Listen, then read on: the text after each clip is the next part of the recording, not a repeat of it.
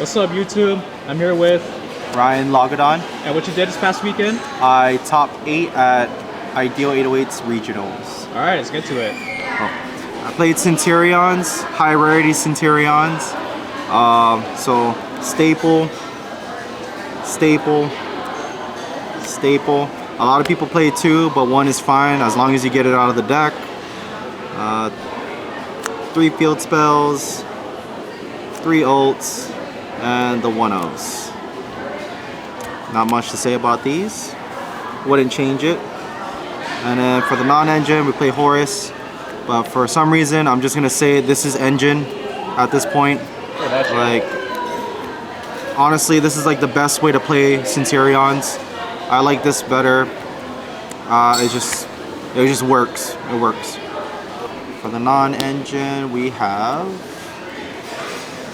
hand traps. 3 Ash. It has to be quarter century. The 2 ofs, Drone and Lockbird, Haunted, and then we play Ghost Mourner, and then we play Nib, 2 Nib, 3 Infirm.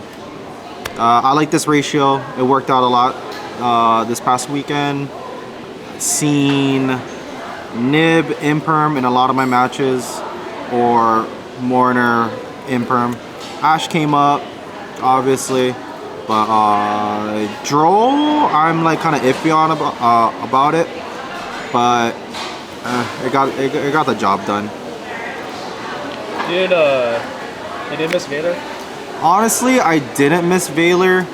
The only reason why I liked Valor in this deck is because, like, if you nib your opponent and then you just normal summon Valor, you can synchro both of them together and make Legatina. That's pretty much it. Well, other than that, like, Mourner came up more because, like, playing on my turn and my opponent's turn is better than only playing on your opponent's turn. But yeah, I think Mourner works out for this deck. Also, Mourner's good if your opponent's playing Shifter. That is true. Yeah. You can play under Shifter as well. And then for the last cards is 2 Desires, 2 Cross Out, 1 Call by the Grave. The pot helps. I didn't play this in OTS. I wish I did, honestly. It got me to the point where if I had a bricky hand, I just Desires into your starters, and then you're good from there. The only thing about this is that you need to get your Horus monster, your 1-ofs out of the deck before you activate this. But if there's situational where your hand is brick, and you just gotta do it. Yeah, you just have to. 40? Yeah, 40 in the main deck. Yeah. So yeah, that's the deck. For the extra deck, we got Dark, SP Little Knight, Celine, Access Code. This didn't come up too much. Dark really helped. SP Little Knight worked out, but I don't really summon her a lot, but it's just really good to have. The ones that I do play a lot would be Cosmic, MVP. Nothing to say about that. It just gets out these. I played 3. So 3 Legatinas. The reason for the 3rd one is because I pulled it and I was like, yeah, let's just play 3. That was pretty much the only reason. If I were to cut this, I would cut 1 copy for something else. I don't know. But I just feel like 3 is still good to have. And then number 68 came up a lot against Snake Eyes. 38 came up against Low. Dingrisu is just Dingrisu, and then your super poly targets. I didn't really got to use a super poly as much. Like, that's a love and hate relationship right now. Like, I know it's good, but at the same time, it's like you barely need them, because if you get to your Calamity lock, like, everything else just plays, like, you're in a winning state at that point, you know. Do you know how many times you resolve Calamity? Calamities, I would say 95 out of 100 this card this card was played. 95 out of 100. Yeah, the only time that it didn't show out, it was like What was my match? I guess one of the Snake Eyes. But at that point, I'm in a winning state. Did you made a Blazar at one point? Blazar actually is crazy for follow-up. So, when your Calamity's line gets hit, or they try to stop you before Red Hot comes out, you just go for the Blazar. Blazar, it comes back and it's like an Omni Negate. So you got a 4,000 beat stick that you got to deal with, and it's an Omni Negate. So you have to bait this out in order to get through everything else. But if you don't bait this out, it's GG at that point. It's crazy. So okay, if you can talk about the number 68. Basically what happens is that if you know you have cross out for getting nib, you go into this as your main play. I used to go into number 90, but I just felt like number 90 was it's a super poly target for Legatina and that, so that's why I changed it to this. So you just put in defense, detach, and no players can special summon from the graveyard. That's basically what it is.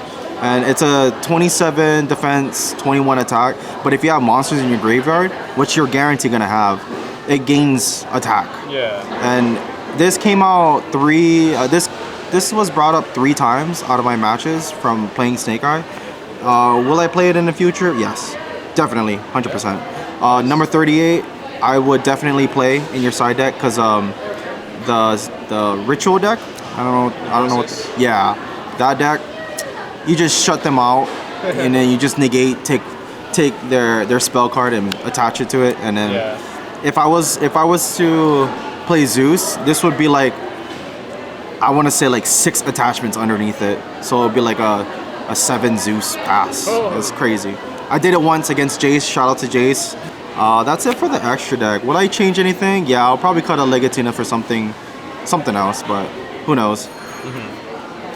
For the side deck, I played. Oh, I'm gonna put the tech card, or not tech card, but the MVP card for last. Yeah. So 3 DD Crows, 3 Super Polys, Cosmic Cyclone, Gravity Collapse came up once. My opponent was Blake.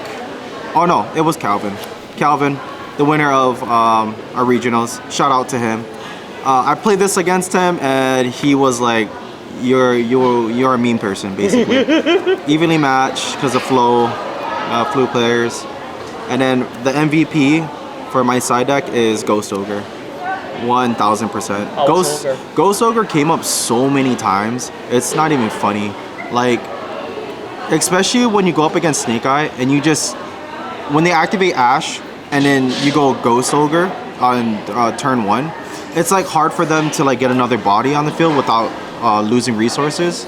So they have to lose their resources in order to get to a second body. So it forces out Original or Poppy. When they added the special, they have to add Field Spell.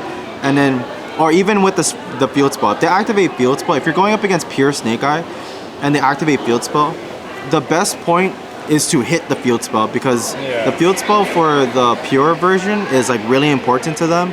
So Ghost Ogre comes up, and then against the voiceless voice, hit the spell card. You just hit the spell card, and it's like kind of puts them in a crippled state, basically. And then like going up against Flu, hit the Field Spell, obviously, or you just non-target destroy. It just works out. It just works out. So I want to bump this up to 3. I want to see her. It's best card on my side deck, hands down. It's your favorite card too, right? Yeah. It's your favorite card. It's the favorite card right there, but she does her job. She does her job. Other than that, this is the Centur-Ion deck profile. Alright then, any shoutouts? Shout out to Team OTK. Shout out to all the test players that I had. Shout out to Team Hawaii, everybody. Shout out to Ideal 808 for coming, making the event for us. You know, go check them out. They have really good prices right now. So, and yeah, that's it. Yes, sir. For us, man.